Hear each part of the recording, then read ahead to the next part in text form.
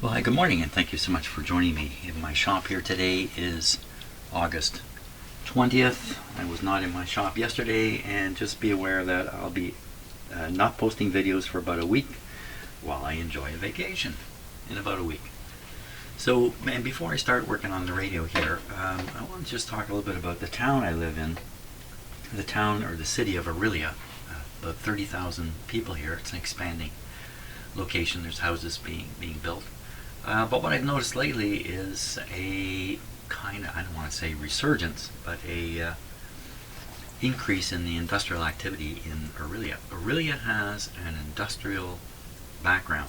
You wouldn't know it to come here today. It looks like a tourist town. But it actually has a heavy industrial background, starting with the lumber industry in the 1800s. That's where we chopped down all our wood and sent it to either Britain or to the United States. Goodbye all the wood. And we're still doing that with the States. For some reason, they have a hate and love affair with Canada's wood, where they want to buy it, but they don't want to buy it at the same time.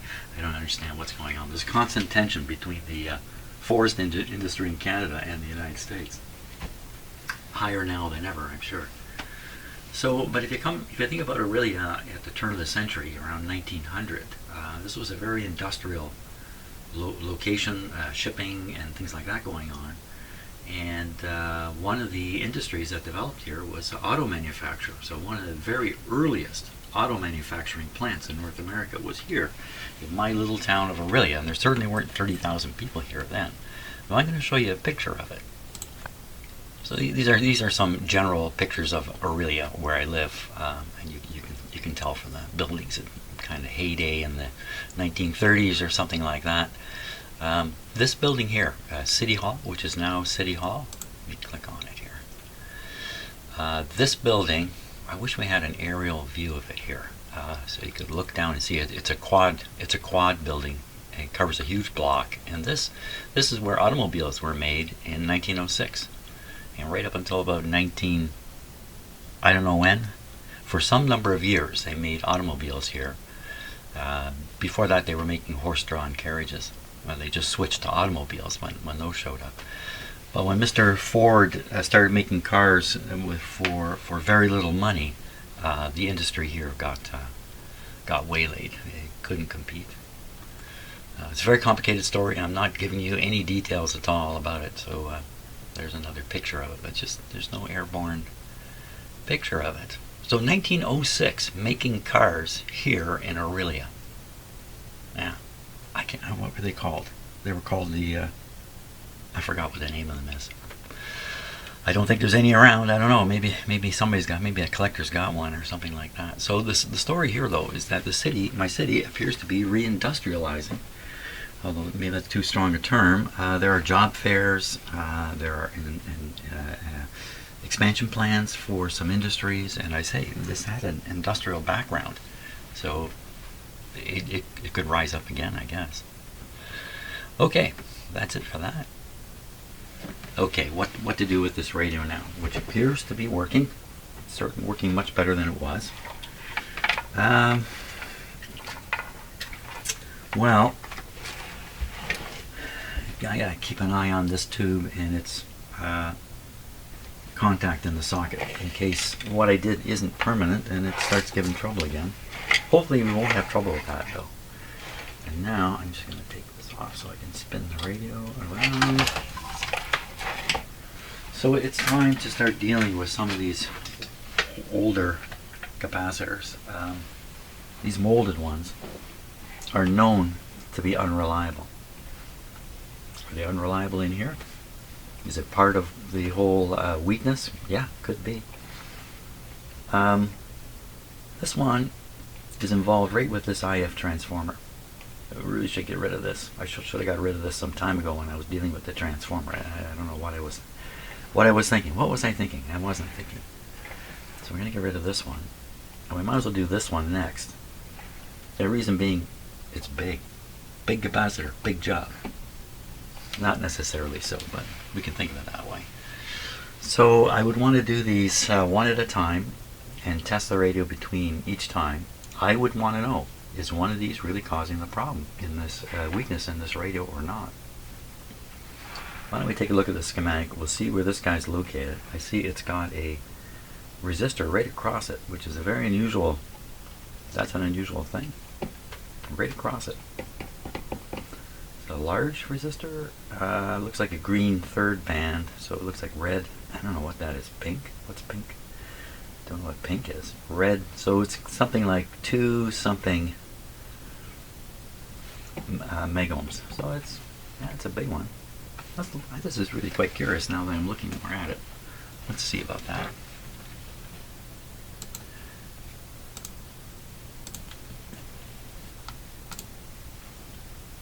Okay, now finding it on the schematic here would be a first challenge. Well, it's on the one of the pins of the first IF. Oh, it's this right here. It's this right here.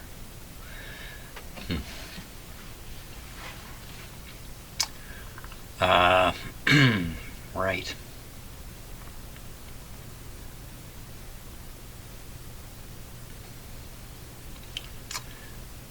This looks like a way to generate bias on this grid here. That's what it looks like to me. So 2.7 meg, and I guess that funny color is actually yellow on the capacitor, and a 0.01. Let's just measure this if we can and just see what we come up with.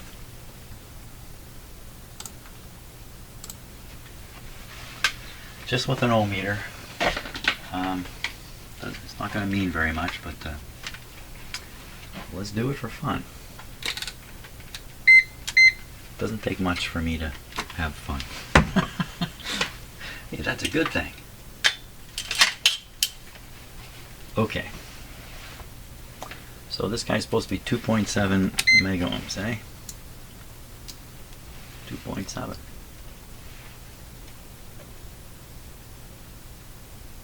Comes out at 2.9, which is not much different than 2.7. Of course, we can't really test the capacitor there. So I'm going to replace the capacitor. The resistor seems fine. I'm just going to nip one lead on the capacitor. And we're going to... Oh!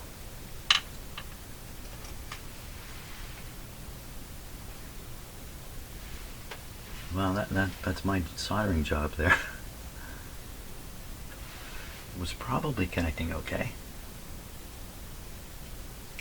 0.01. 0.01. First few capacitors that I test in the radio, to some degree, tell you what the rest are like. To some degree. So this first test is more to check the value of it, but it will report. Get this to focus. No. So it says it's a 0.01. Not in bad shape. I think this is probably not in bad shape, but let's put it on a better tester, one that's intended for. Now this capacitor does not sustain much voltage while it's operating, just a few volts, so it's not being heavily strained or anything like that, I would say. I gotta put some of these tubes away here. Get a little crowded.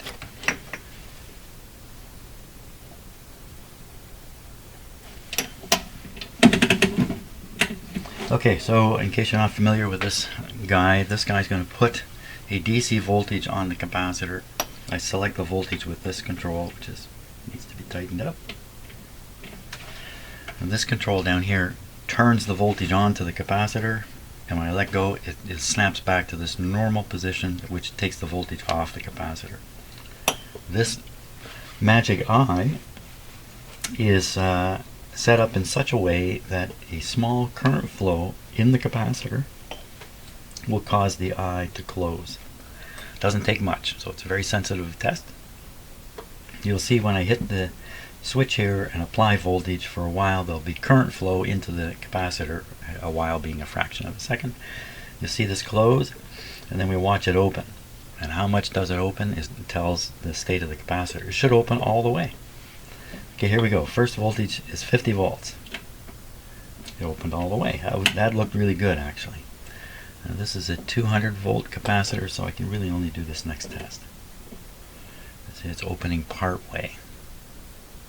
So it's not terrible, but it's certainly not perfect. If I put a brand new capacitor in here, I can crank this thing right up to 450 volts, and that eye will be open wide on the test. So, and I do that periodically, but I don't need to do it today. I do that periodically to make sure things are working. I have this finicky camera here, which for some reason likes to stall, like you see it right now, but I just have to do this. We should be back in business. Okay, so 0.01 is going to go in here, and then we're going to test the radio out. Oh, you know what? I should have played it this morning before I did that. Duh. Oh well. Time for coffee too. So one of the things you don't want to have happen here while you're working on a radio is nip a little piece of wire and watch it drop through the radio and fall here, and then go to get it and watch it fall in behind. So there's a piece of wire inside here now. Okay, come on out.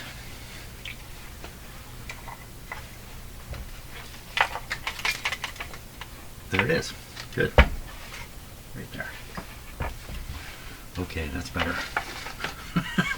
my heart sunk when that went down. Okay. So what do we got going here? We just have this antenna. I do have the outdoor antenna connected here. I now have two outdoor mini whip antennas located in slightly different locations, and so far their performance is almost identical. So, but I have two of them now. Okay, so this is connected to a mini whip a long ways away from here by a cable. I'll leave it aside right now and start the radio up. It's okay. Good. There we go. I didn't hook on the speaker. Looking right at it.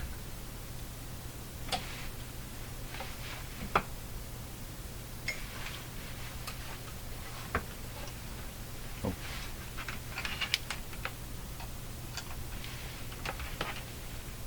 Okay, shall we try that again? Here we go. Hoping to hear a hum from here. There we are. I have to turn the volume all the way up to hear that hum. I think it's much less than it was. Now how about a station? Anybody home? Okay, we'll use the booster. It still seems to be completely insensitive.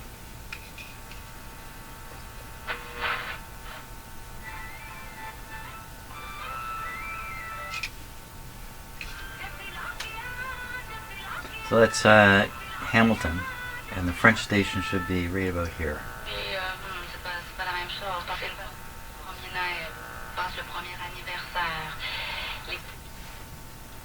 Can't pick it up at all. Like this. Just for interest, right now, let's try the other loop antenna, the portable one the radio comes with, and see what happens. So I'm unplugging this antenna here. Didn't make the hill of beans worth the difference. Didn't hear a click or a pop or anything. Here goes this one. Well, I'll be. That sounds quite different, doesn't it? Oop. Hey, it was going great there. What happened? And I pushed on it. What happened? That's really weird, isn't it? Oh. Partial connections.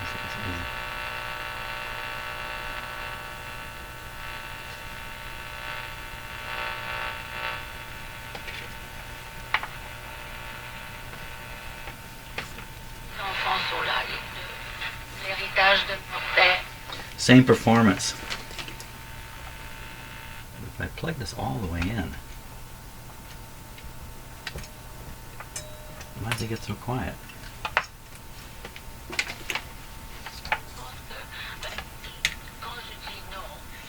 Not nearly as strong. Okay, some observations there that are quite interesting. One wire in, it seems to work better. That would be one wire connected. Okay, I'm just making note of the fact that it looks like something funny is happening right up here at the antenna. Now, I have learned how to feed a signal very directly into the radio, and it's just by using the antenna screw here. So let's do that. This will give a stable way of feeding the signal in, and then I get a stable response. Of course, I've already changed the capacitor. What am I talking about? Okay, let's turn this down. It's going to be loud.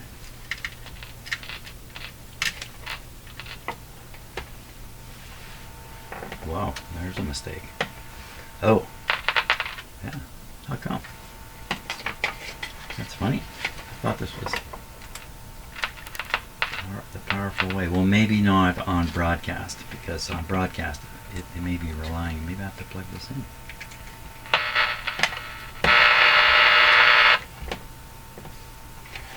Does that really make sense?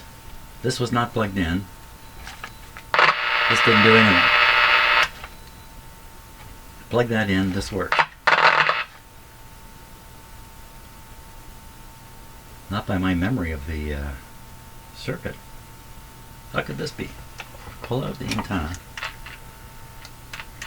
and lose contact. There's a big hint going on here with the way this is working. Something's going on here. Let's look at the schematic. I have an idea in my head, but I don't know if it's even possible. Let's take a look at the schematic here. Okay. What we're interested in is the front end of the radio right in here. So here's the plugs for the antennas I've been plugging in and out, including the Spider-Anna. Oh,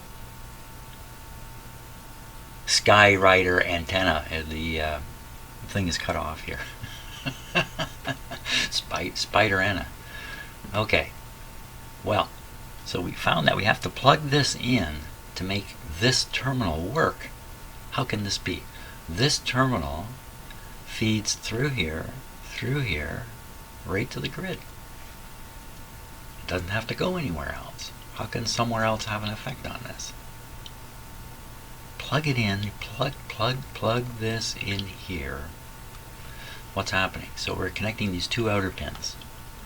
One's going just to the chassis, and the other is feeding through this coil. Did I connect the coil? Yes, the coil is connected. And then lots of stuff is happening. Okay, it goes up. Here, this is a standard broadcast. These are just wires shorting things out, so nothing much happening. So it goes from here back to here. Oh, that's interesting. Wait a minute. So there's a feed to this point. How's this come? This doesn't work. Just allow me to mumble here. Don't know what's going on. Maybe one of these capacitors is open. If this one were open, that would explain a lot. Open or just really weak.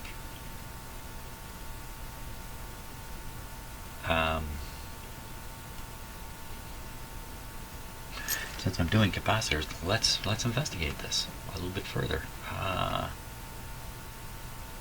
So this feed would go nowhere if you're on the broadcast band. So hooking up to the whip antenna, nothing. This one always goes to the grid all the time. Yet when I hook a signal up to here, it doesn't appear to make it here until this is plugged in. So how can that do anything at all? How can that do anything? So assuming the signal gets through this capacitor, very small capacitor. Go up. And it just comes back. It's going the wrong way, of course. This is not the way it goes. We're not trying to send a signal up this way. When you're feeding a signal in here, you don't really care what's going up this way. It's all about getting to this grid. Wow, I don't know how to explain this. And this loop antenna amounts to nothing. Wait a minute. Hey, there's 3 antennas here. What's happening? So this is the one that's built into the radio. Has this capacitor that I can see. Don't know what they're talking about with this one. And this is the the S Rider N, which is the portable one I tried, which has an adjustable, tunable capacitor.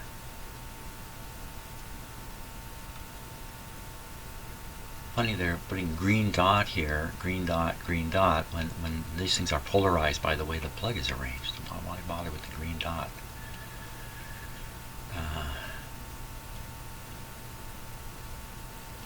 I don't know. I thought some kind of light would come on if I looked at this. Well, it really hasn't. The only thing I'd be suspicious of is this. Wow, might as well be suspicious of both of these, really. Let's see if we can find these. Pin 6, oh my gosh. They're up in the tuner box. Now I checked these. I checked these. They were okay. Right. Okay. Back to what I was doing originally. Back to those other capacitors. We'll just leave all that on the shelf for now and get back to what I'm really intending on doing, which is changing out the next capacitor, which I think is this one right here. I'm on to this one. An important one, AVC related to the AVC, automatic volume control. Okay, let me just go. Let's see what's going on. Let me turn off the radio. Turn it off. Okay, next one to do. I had picked on somewhat randomly, but just this one. So this guy, one side is connected to B minus here, and the other side is connected to the far side of the large AVC resistor. This is the 2.2 mega ohm resistor here. So this really restricts current flow in and out of this circuit. And there isn't much current flow to begin with because the other side of this resistor is basically connected to grids, and there really shouldn't be any current flow there. This is also a low voltage position here. Okay, let's cut this guy out. And I shouldn't be able to forget this, but I'm going to still. So I'm putting a clip lead on as a memory device. Okay, and cut them out.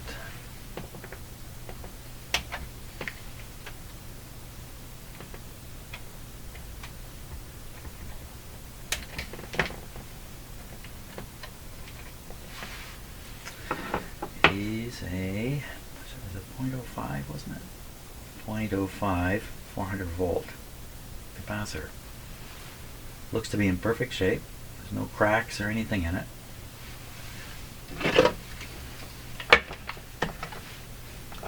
Let's give it a test with this guy first here. 0.05. What do you say? 0.055, so 0.4. So, you know, this is really a good capacitor. But let's give it the high voltage shock test here. That tester is saying, hey, there's not much wrong with this thing. Let's try this.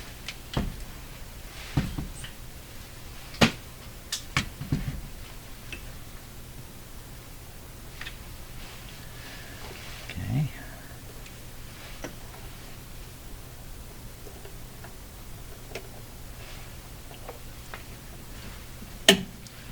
50 volts.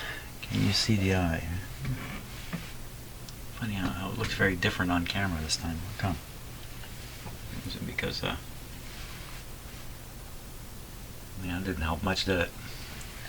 Okay, so the eye is open. Here we go, 50. Open right up. 150. Opened right up. So there's nothing wrong with this capacitor. I'm sure it was just fine in that position, but it's out now. What that tells me is not so likely the rest of them are bad off either. Bad enough to be an element in the problems in the radio, but there's no guarantee. So 0.05, I got to put a 0.05 back in there. I will do that. Okay, I do not have ordinary 0.05 capacitors. I'm out. So I had to put in a safety capacitor, which is fine. There's really no problem. It's just a little bit of an expensive capacitor being used where it's not really needed. That one is really meant to go across the power line for places where it can get the full 120 volts with power plants behind it. That's what that's intended for. So this is a fail-safe capacitor. If it should fail, it's not going to catch fire. It's not going to. Somehow it's designed that way. Okay, so we're going to test the radio again. Antenna not plugged in. Fill around some more. I gotta wash my fingers here. Just a sec.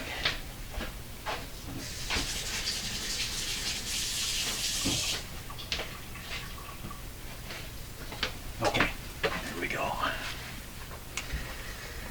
So, speaker connected, and away we go. Plug it in. Away we go.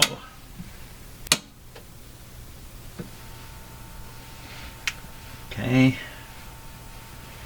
Humming is normal. That's good. Fooling around with this antenna. We get nowhere. Plugging this in. Well, it's just like the other one. It's partly plugged in. Well, I don't know what to say. Let's plug it right in. Okay, I'm going to do that. Huge difference. How can that be?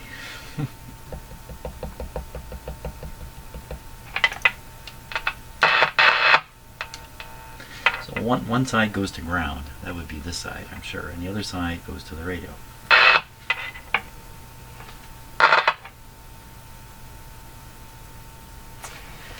Oh, okay. Let's see how she's working. I'm going to put the, let's turn it up a bit. It's without the ground, or with the ground. Let's put the ground on.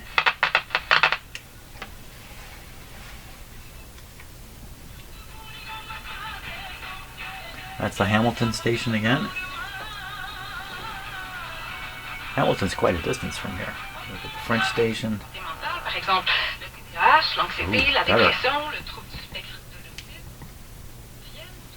Okay, so the volume's up just a little bit. I'm trying to make it see how far up it is. I think we got a lot more volume than we did. It won't work with its own antenna.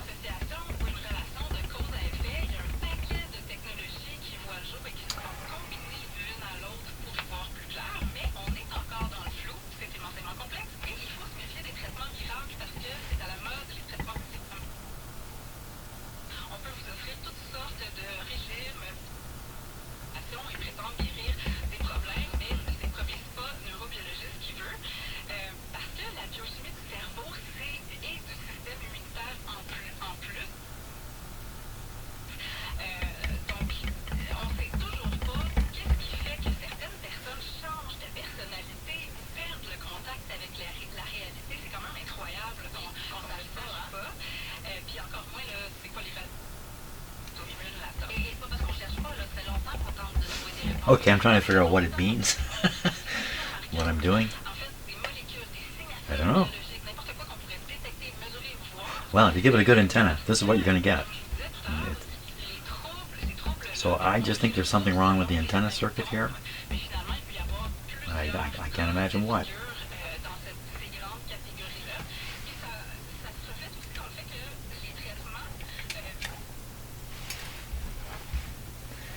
I don't think this is supposed to happen. But of course, what I think doesn't really matter. Because look, it is happening. So this has 3 pins on it, but it only hooks up 2 wires on the outside pins. This middle one is nothing. So it just gives a polarity. Would a polarity matter in this? Ooh.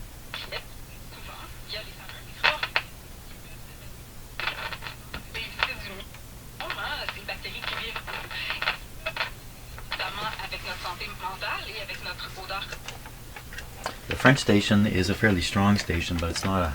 There's no super strong stations around me here. AM stations.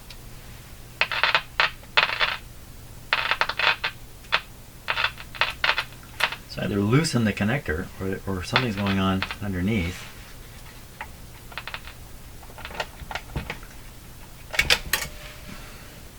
I really doubt very much it's loose in here. It's possible, but it feels as solid as can be. So is it... Oh, that's not helping. Don't put that.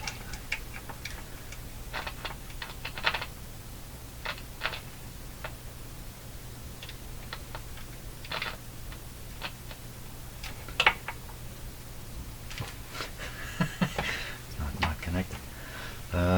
Give me something to poke in there. I need a poke. Oh my god. Finger on the shaft.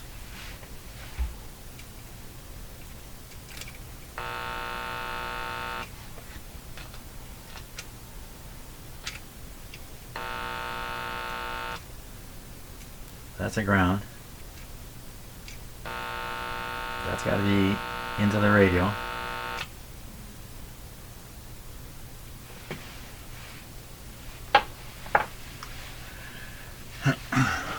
Let's try this. This little amazing machine you see me using, you can hook up anything to it, including even transistors, and it will identify what the part is and then tell you what's going on with it. When I first got this, I just couldn't believe it would even work. Come on, this is from another planet, isn't it? What's it say? It says, well, it detects a resistor and an inductor. It doesn't detect a capacitor.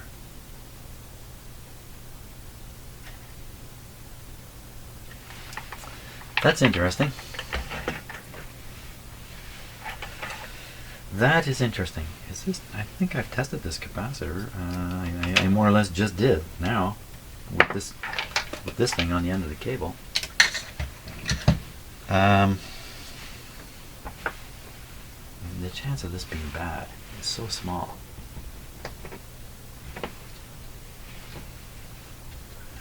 Looks like I can just sweat it off here. Let's do that.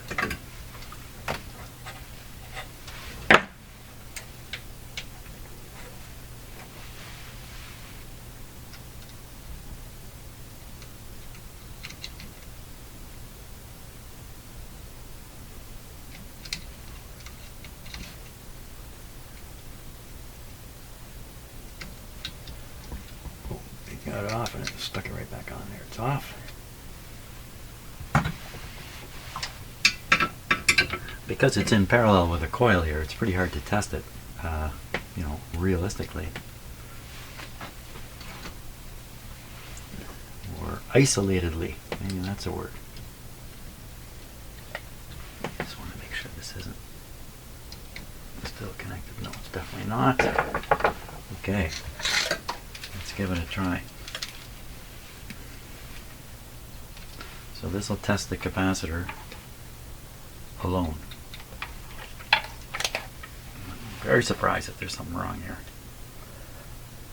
28 picofarads. No loss in it. 28 picofarads. I am going to peek upon the schematic here on my own and take a look, and I can tell you that that is supposed to be 22 picofarads. It just it has a number 22 beside it, so I gotta assume that's 22. Did I say picofarads? Yeah, picofarads. Nothing wrong with that capacitor. Well, I'm going to leave it disconnected just for now. Hey, now that it's disconnected, what's the coil? I already tested the coil once. Let's try it again.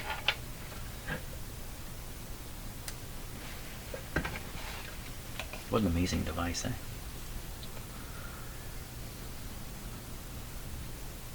So it's an inductor with 0.07 millihenries with a resistance of 0.6 ohms. So it's now let's test the other one here. No reason to think they should test the same. I'm just doing this kind of for fun.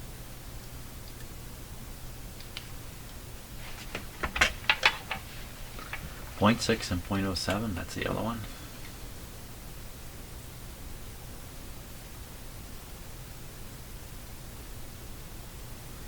So this one detected the capacitor, 29 picofarads. That's all. So when I test this, it sees 29 picofarads. But when I test this, it sees an inductor. Of course, the capacitor is disconnected right now. So it did not see the inductor in here. What's it all mean? Gee, I don't know. It means we're moving on to the next capacitor. I think it's another case of poking around the antenna area until bingo, something shows up. Now, let me put this on like that. There we go. Bring this around. Who's next on the hit parade? Oh, power's on. Let's turn it off.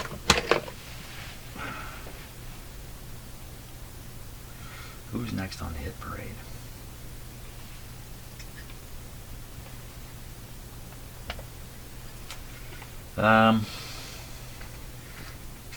We get up into this part of the radio, we're getting more into the audio side of things.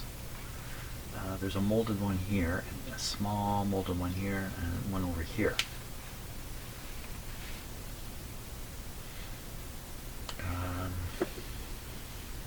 They look to be in great shape. I'm usually reticent to make changes to things that appear to be working good. There's a big Sangamo capacitor here. What's this guy doing? This is the one that what is he doing? It's going right to the diode. Remember, I replaced this with a diode. It's right across the diode. It's right in the power supply. I can't imagine that's, well, so much for what I can imagine. Let's look on the schematic here. We'll take a look together. Okay, so we are looking down at the power supply end of things. It's rather hard to look at the schematic of the power supply. So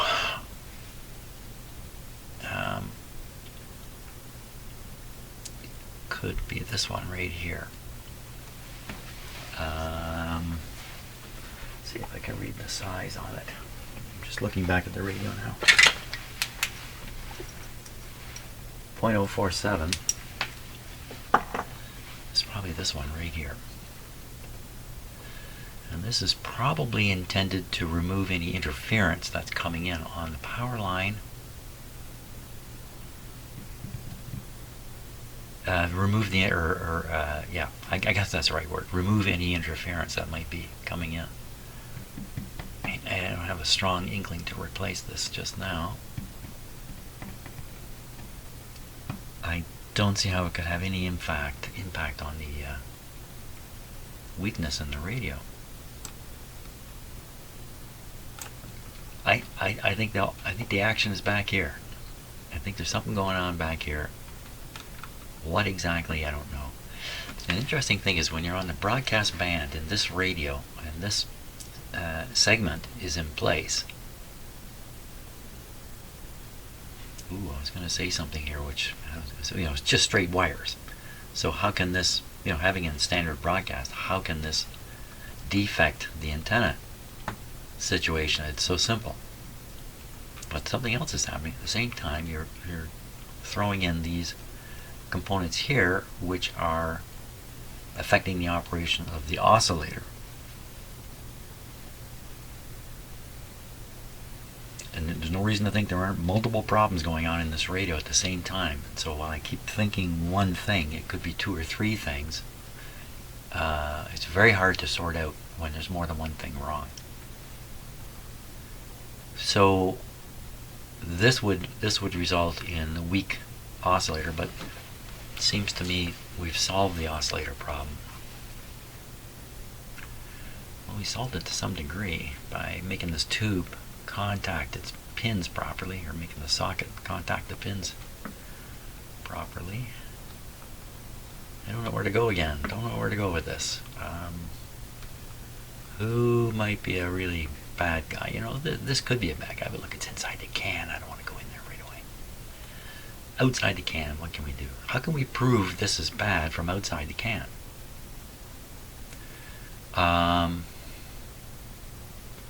We can get at this, I think. Can we get at that? No. Contacts are way up. You know what? We can get at that. It takes some effort to know I'm on this. I can contact this, and then I can run a test down to this. I can put the tube on a tube extender and get access to this pin and test through. And I tested these capacitors. I tested them. I got satisfactory results from all of them. I replaced one, and it wasn't even worth replacing.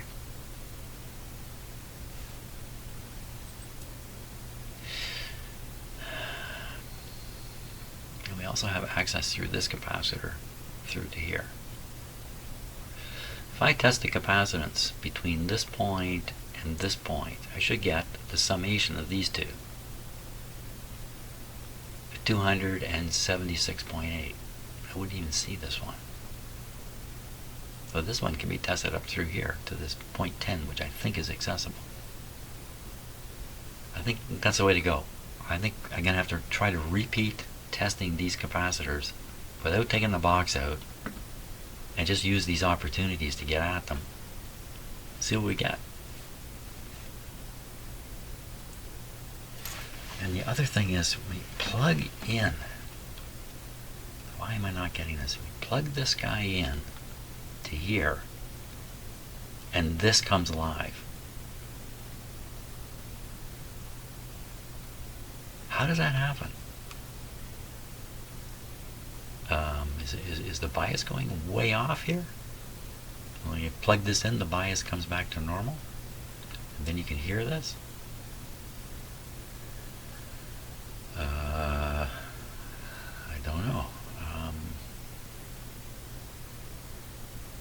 I don't know how. I don't know. Coffee. I think I'd like to explore this front end antenna thing until some kind of resolution occurs. So the interesting thing is, to do that, I don't even need the radio turned on, because the circuitry ahead of the grid of the first tube is all passive stuff. So I can test. I can, for instance, look at the signal reaching the grid of the first tube, and then I can apply signals to the antenna system here and there and fool around and whatnot. Maybe something will come more clear then. To see the signal or to hear the signal, I could use a scope to see it, or I could listen to it on my tracer. It might be better to see it on a scope. Might be better. So the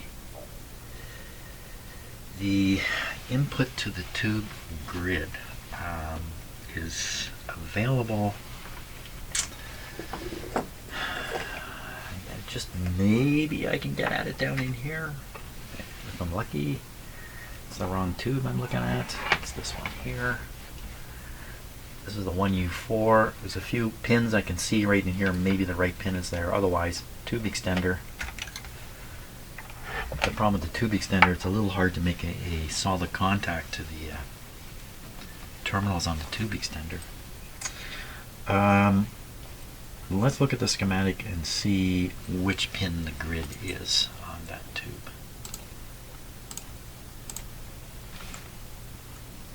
Pin 6.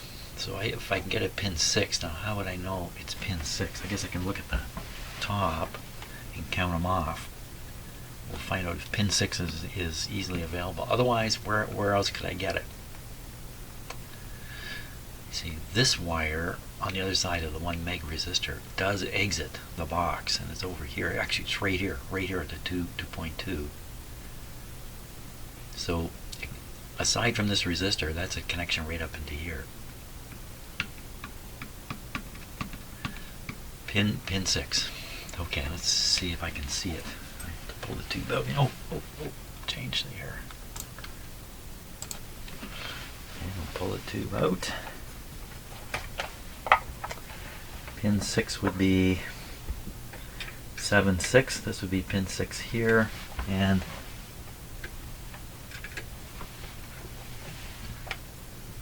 you know what? I might be able to get a connector in there.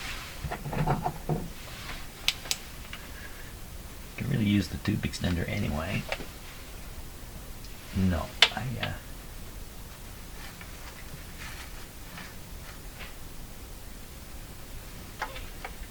this one would be 6.5. This would be 5. Yeah, no, I can't get at it. So we'll put the tube extender in. But where are you? Where are you? Did I just have it in my hand? What did I do with it? Oh my gosh. Anybody see it anywhere? Oh, there it is. Thank you. Okay. Tube extender. The tube.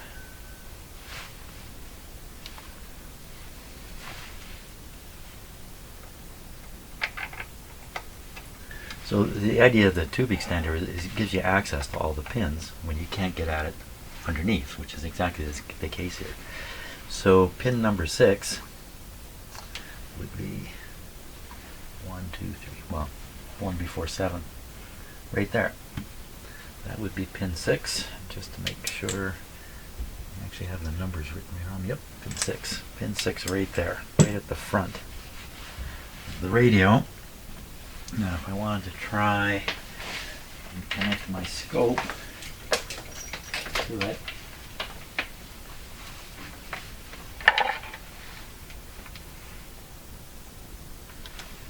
yeah, that'll go. And then we need to put this onto, for this test, I don't know, I'll leave it off for the moment. Stick this on my scope over here. Okay. And the idea now is we're feeding signals in and watching them come out. What do I want to feed in? You can even feed in a DC voltage. What would happen? What would happen? Let's just look at that for a sec. What would happen if I stuck a DC voltage? So what I've done is I have the oscilloscope connected here. Ground to be determined.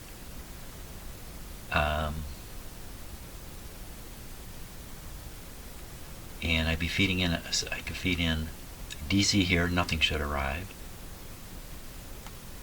DC here, nothing should arrive. DC here, we're going to short it. DC here, it would go through this coil, up here, down here, around here, down to here. It would encounter this capacitor. Does it make sense to do this with DC? You know what? An ohm meter would do this perfectly. What would I expect? High readings in any test done against here with an ohm meter onto any of these other spots. High readings. Okay, let's start with the easy stuff here. I'll get the ohm meter out. This is actually the Allen meter I'm using. Thank you once again, Allen. Okay. Resistance 6K. I'm just going to close the door here. Geez, there've been no cats in here today. I wonder what are those guys up to, because I hadn't even seen them. Okay, so this pin, and then this input through a capacitor. I'm going to put this way up on a high resistance, 60 megohms. We should see nothing. We should see this all the time. Let me just check my meter. Yeah. Nothing. Okay, now going into the connections here. 3 million ohms. And the other one, open. One gives us 3 million ohms. Okay, one of these two is tied to the chassis, I believe. So we'll touch the chassis and find out which one it is. It's this one. So the one that's tied to the chassis shows almost a 4 million ohm connection to here. So really I'm just reading to the chassis, am I not? So the resistance to the chassis from this point is 4 million ohms.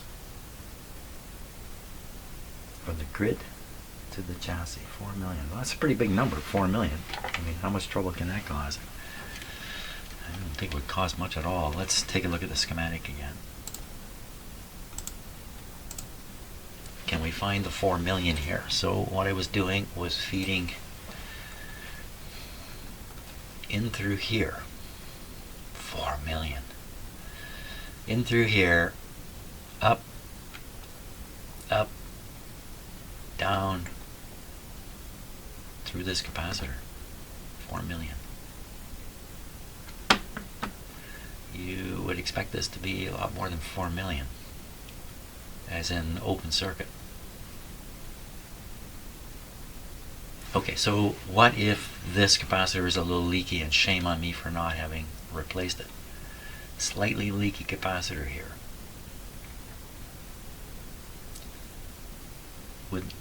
Now, and I measured this voltage correctly. It was correct. I could always do it again. 1.6. I don't know. It's hard to say what a radio will do when things are not correct. It's not. I've checked the continuity through here. There's no 4 million ohms in here. This has got continuity. I'll check it again.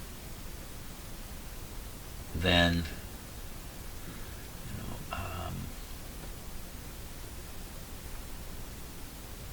this is all that's there, except for this. Okay, let's check this coil.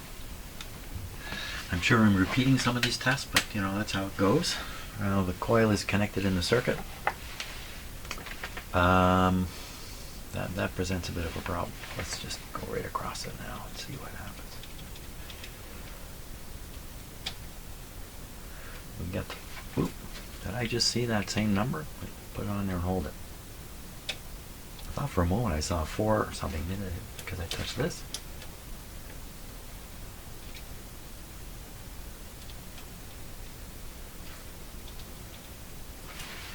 Okay. 6,000 scale. Huh? Very, very low resistance. 600 scale. Hold still radio. 2.8 ohms.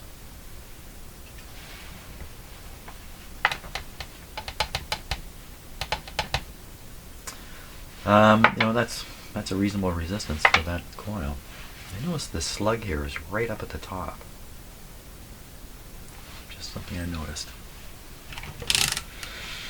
Okay, so we've got a test result that I can't seem to explain.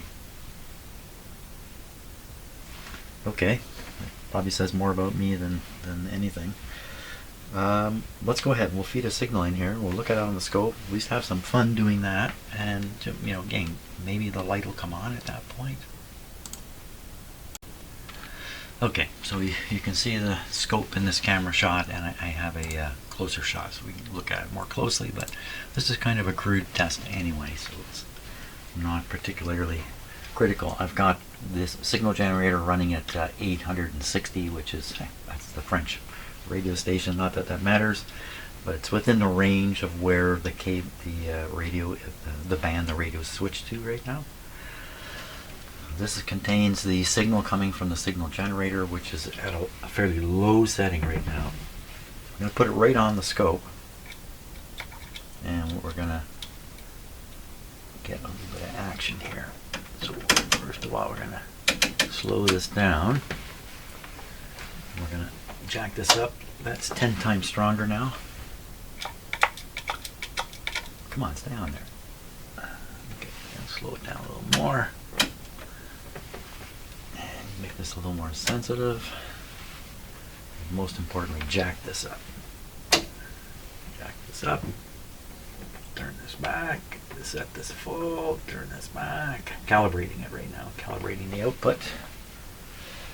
Not that it matters.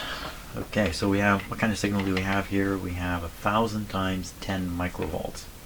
10,000 microvolts, 10 millivolts. 10 millivolts on the end here, more or less. 10 millivolts, okay, right on the scope. Okay, you can see something's happening there. I want it even higher though. Make this more sensitive, yeah, I just like it bigger. Am I doing this right? Okay, so this is on the, no, I'm not doing it right. So I got this on the ×1 now. And I'm going to switch to the camera that's right on the scope at this point. You see there's a lot of RF inside here. Where that's coming from, what it is, I don't know. Let's just speed it up a little bit. There we are. So what? Ooh. Look how it's going up and down. It's me changing the, I was making a bad connection before. So that's a good connection right to the scope. Now what I want to do is move this to the various antenna inputs. So the first one is going to be the screw input on the back. We'll see what happens. So you see it there? I don't see it. Nothing coming at all. And that's because I don't have the antenna plugged in, the loop antenna. And I'm going to stick the probe into the loop antenna terminals. That's one of them. Okay, well look at that. And now I'm going to switch back to the right on the scope, right on the scope input. So conceivably that is what is coming to the radio. This is what I'm finding. Like, where's this RF signal coming from here? This whole thing is filled in.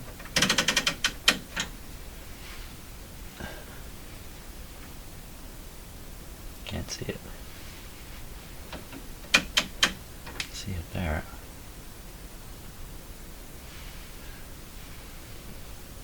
B intensity.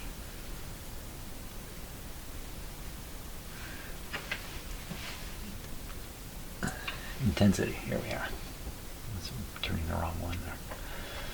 Okay, let's go up faster, faster, faster.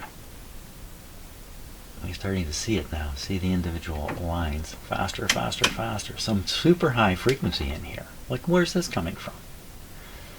It's very hard to see now. Where's that coming from? That's a very high frequency.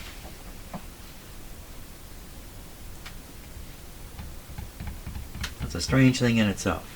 Coming out of my scope, out of my signal generator. Is that what we're looking at? I can't believe it. Let me just cut back the signal generator. Yeah, that's what it is for crying out dark. Okay, that's 800.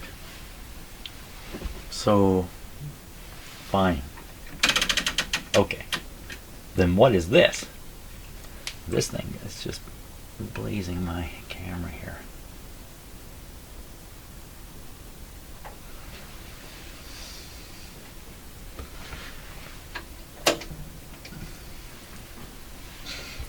Well, that's a hum. That's what that is.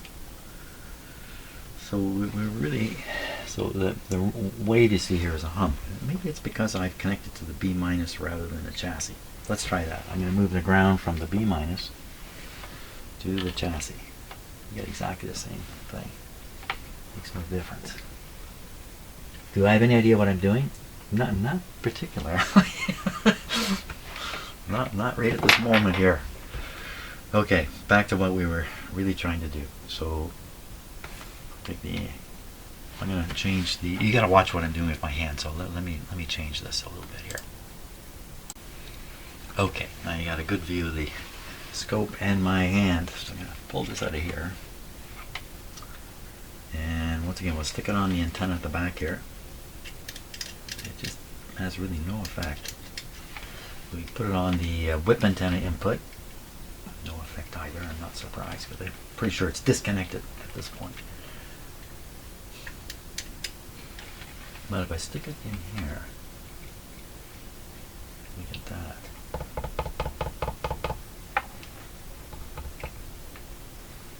And this is the ground here, so I don't get anything.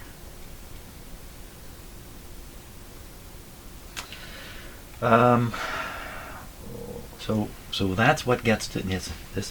Get the essence of the test. Getting along a little long in the morning here for me, so too much stuff rolling around in my head. So back again. This is what's coming in.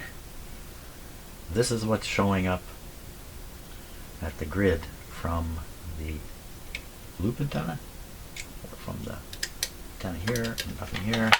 And plug this in. Remember, the capacitor is disconnected up here, but I don't think it matters much for this kind of stuff. We put this in, and then presto, when we touch here, oh, there's no presto. What happened to the presto? Oh, it's there. It's just very weak. It seems to be kind of an on and off thing. I thought I saw a little bit of a wave there on the scope for a minute. Oh, maybe we'll short it out down here. Ooh. What is that? What's going on here? Get rid of this clip and just work with it straight here. So the signal generator and scope are grounded to B minus. I'm doing this with B minus right now. Don't see anything. That's what's coming in on this wire. This is coming from the signal generator, like so. How much is that supposed to be? That's supposed to be 100 times 10. So that's 1,000.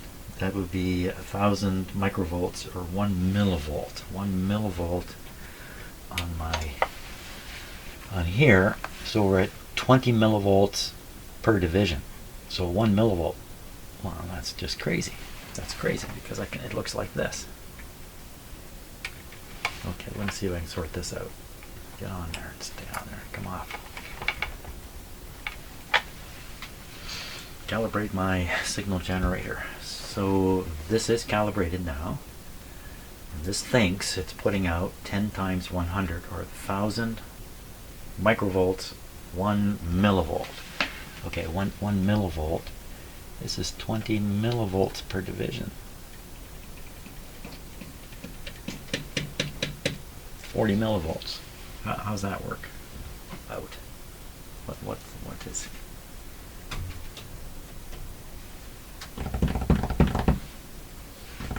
Because I'm looking at the hum again. I'm looking at this. I shouldn't be looking at this. I should be looking at the width of this. Is that right? Let's jack it up. Yeah, you see, it's the width of the thing. Okay, so if we jack it up another 10, now I'm sending over 10 millivolts. So 10 millivolt would be from here up to here, and on 20 millivolt setting, and it might be 10 millivolts, not peak to peak. I don't know what it is, to be honest with you. It doesn't even say. Does it say? It just says millivolts. That'd be millivolts as read with a standard meter, I imagine. So I don't know what I'm doing here. So 20 millivolts, that's 20, 40, 50 millivolts. Maybe it's supposed to be, I don't know. Okay, don't know what I'm doing. Really got, I mean, I can do this thing too. Yikes. And this is just coming right out of there, right out of the signal generator. Jim. Okay. just going back to the start of what I'm trying to do here. Back to the start. We'll go back on pin number 6. Doesn't matter if the tube is in, by the way. And well, that looks pretty good.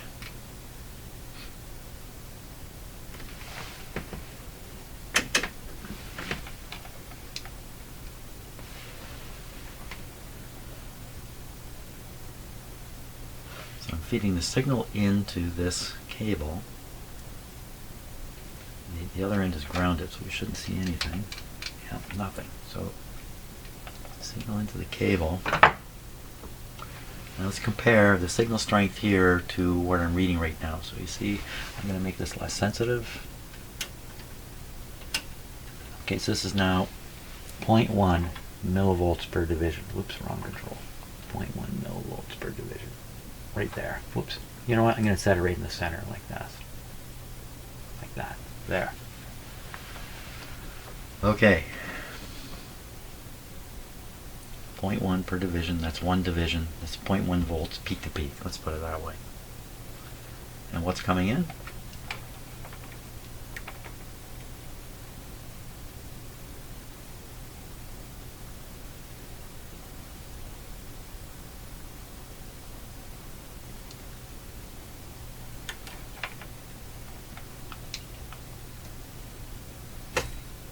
But what happened? Oh wow. These things again, I can't afford to have. If I got a bad clip in here. This feels funny.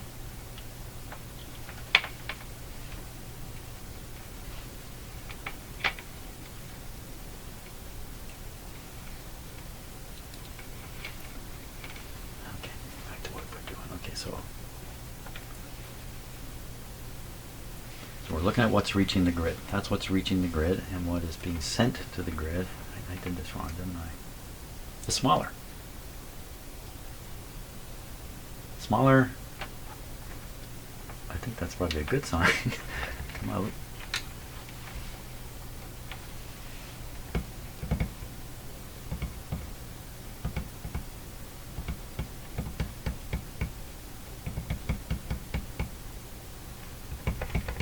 So, I mean, if there's a resonant circuit involved here, it is possible to get a higher reading when putting in a certain signal level and finding a higher signal level in the radio.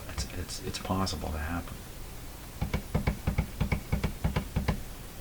I think that would be a good sign offhand. Part of what's resonating it would be this coil. I don't know. It doesn't make sense to me. I'm not getting anything out of this. I'm not getting anywhere here.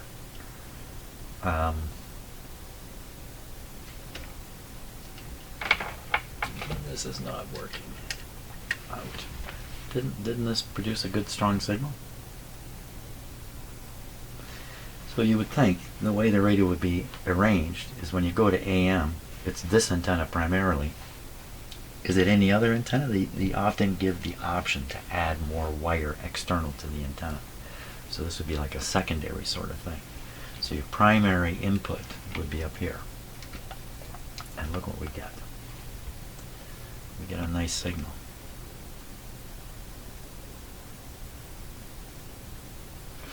But if I so that's what we can get out of the radio with a direct connection. What happens if I try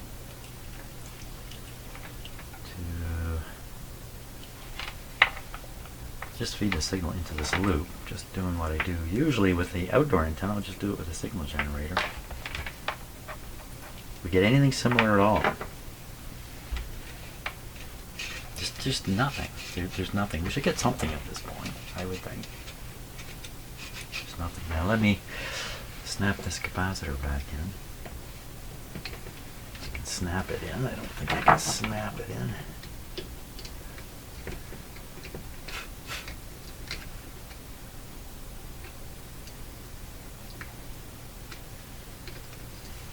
Okay, I'm pretty sure it's connected. What difference did that make? I should have had this set up a little bit differently when I did that. Okay, this makes no difference.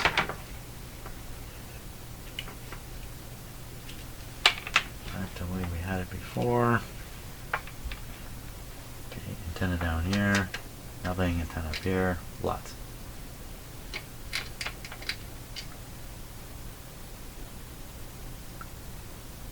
Lots getting to the grid from here. Not much getting to the grid from here.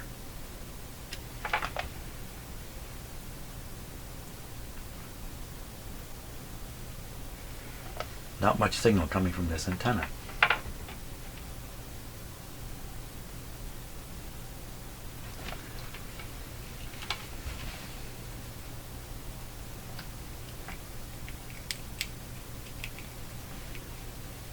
Did I check that for continuity? Nothing. Nothing. There's nothing. Even there. Nothing. Nothing. Nothing.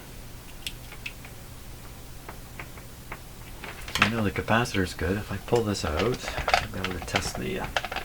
we did. I put the other tester on it and it detected the coil.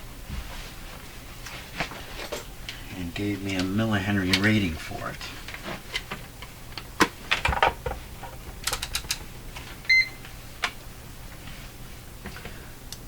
So this should be, oh no, this should show a resistance. 0.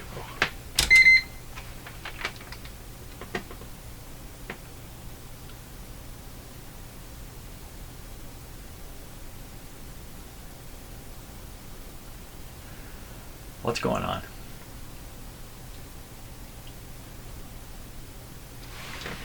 Usually means there's a voltage or a signal there. Is there? There is not.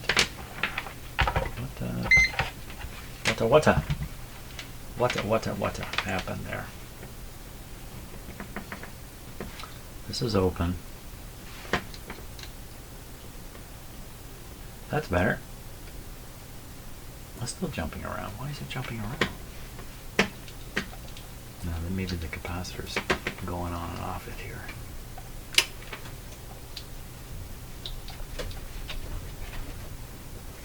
The cat's trying to get in my shop. You hear the scratching sound. The reading go up and down.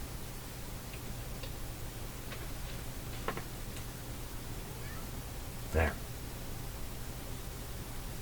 0.6 like that.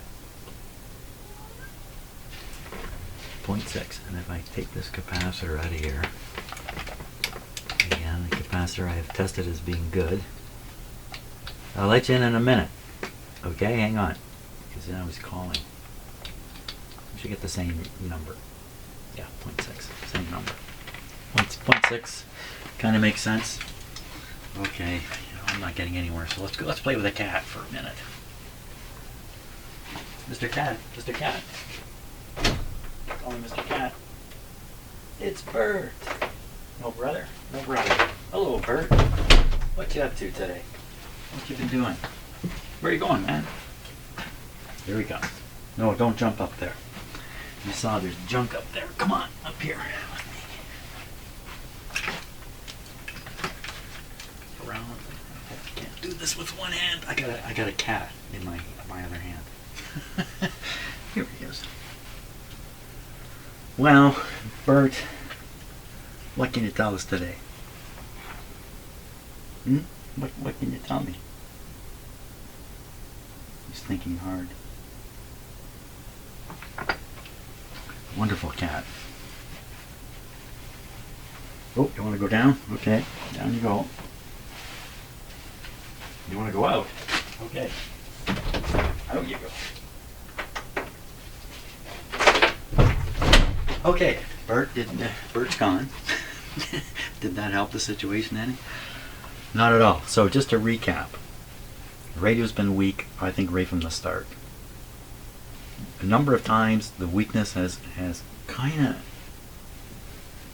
I've sort of localized it into the antenna system. Can't seem to find anything wrong though. I've also localized it into the local oscillator tube, but pinpointed it in fact, but in the end that was a tube contact problem. Which really drove me nuts through this whole thing. So what I would expect to happen is it'd be an easy time getting a signal to this point from here. there's only two capacitors in the way, and they're just there all the time. No matter what's going on with this radio, this point is connected by two capacitors to this point. Yet I feed a signal in here, nothing. The capacitors I tested when I had the box out, I decided to, based on the test, that they were good enough or good, and I decided not to change them because changing them is a risk too. Could introduce another error unknowingly, and then I got another error all adding up here. There's something really weird going on. This is usually the situation for me anyway. When I get to this point where just nothing's adding up, it's because something really weird is going on, like an accidental ground onto this, or something like that. Wow. So I didn't get anywhere today. I don't think I really got anywhere. I don't even sense I've eliminated anything.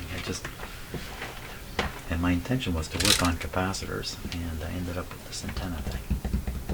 The reason is, I think the primary problem with this radio is here in the front end where I'm fiddling around. Seems to me if you put a good signal in, let's put a good signal in. Let's put a good signal right into the grid here. And that'll be the last thing I do. That's not quite what I meant.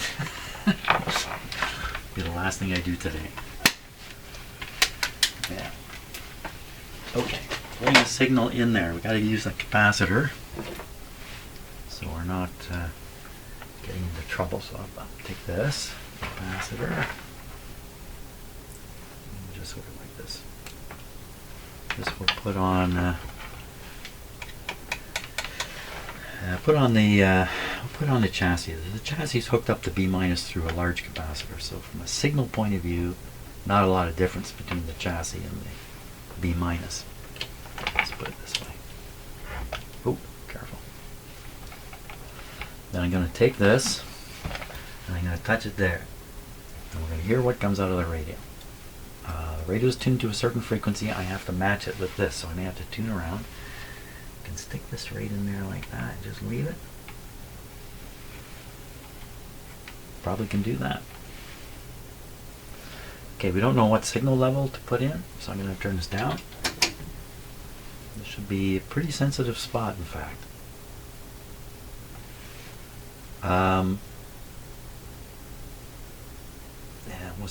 So I think probably the radio's tuned close to this frequency, and I can change the signal generator to match the radio. That's the easier way of doing it.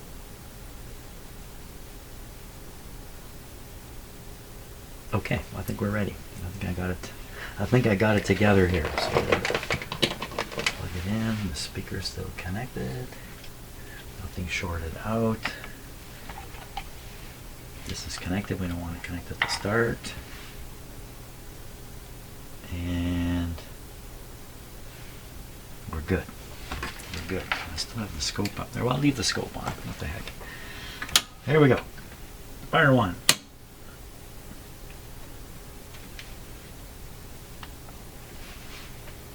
Radio's making noise, not making any sound here. Oh yeah, there it is. The radio's there. Okay, so I'm going to turn it down again. Now we're going to try to stick this signal in here. Might get very noisy. Not really.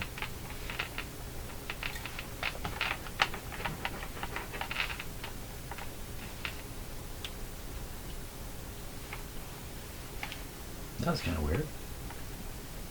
That's the radio is making all kinds of static sounds from this. Well, you know, this is putting out a signal near where the radio is tuned. And I got to turn on the modulation on here, or we're not going to hear anything. 1000 hertz tone should come out of the radio. Okay, I'm going to jack up the power. 10. There it is. We hear it now. But I'm firing in now 100 times stronger signal, but we don't know what level's needed here. But this is similar to the antenna. So this setting here is similar to a very strong antenna signal, like the strongest you would get. I go one step further, it's beyond any antenna.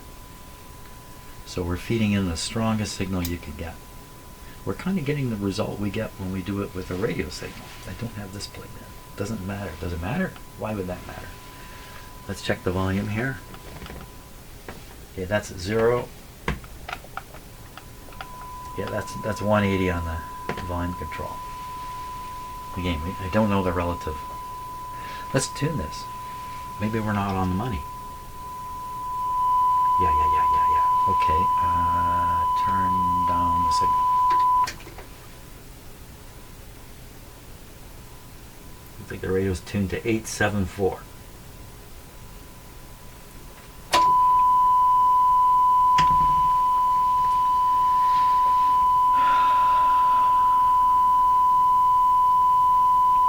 So you get a signal of this strength to this point. This is and it's all passive. So what really should be arriving here is a pretty ordinary antenna signal.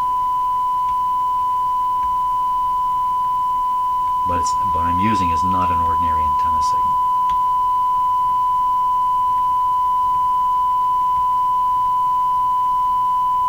So I think what I'm proving here is it's not the antenna system itself, it's something beyond it.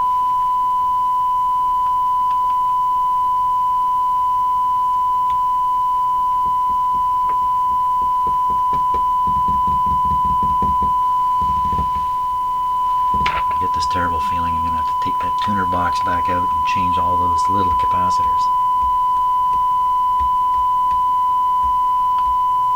How strong is the 1U4? How strong is the 1U4?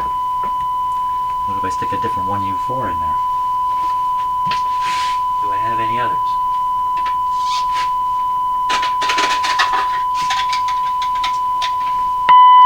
Oh! What just happened there? What happened? Ooh, goodness happened. What was that? It wasn't even near the radio. What happened? Oh my gosh. Get the stick out, get the stick out. I've had a lot of luck with a stick.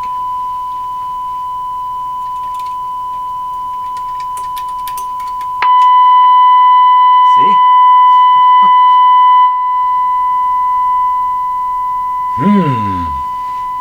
Wow. Okay. What I was touching. So when I found the tube socket problem, let me turn this down. We don't need this screaming at us. Wow. Okay, so that's volume 0. You can still hear it.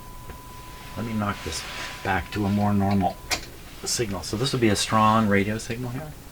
Still hear it. Excellent. Excellent. I was poking around. So when I was wiggling this, while I was doing that, I was thinking about these parts underneath. Let me touch each one just a little bit. Oh!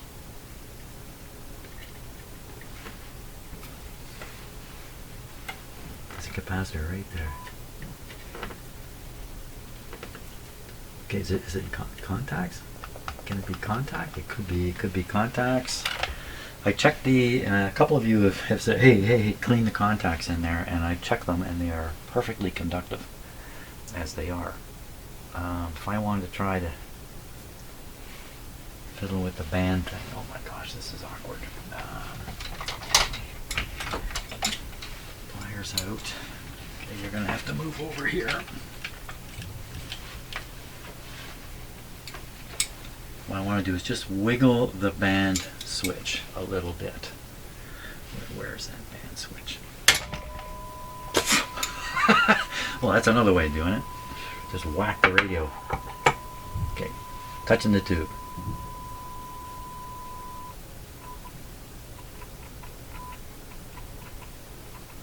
Really sounds like tube contact problems. I started today assuming the contact was good. Bad assumption. Now, is it the tube? Or is it this capacitor?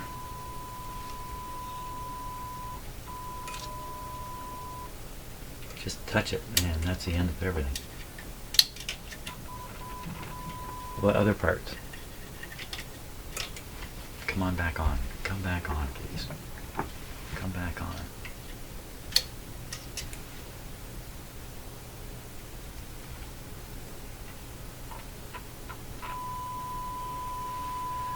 Okay, trying to touch these socket pins.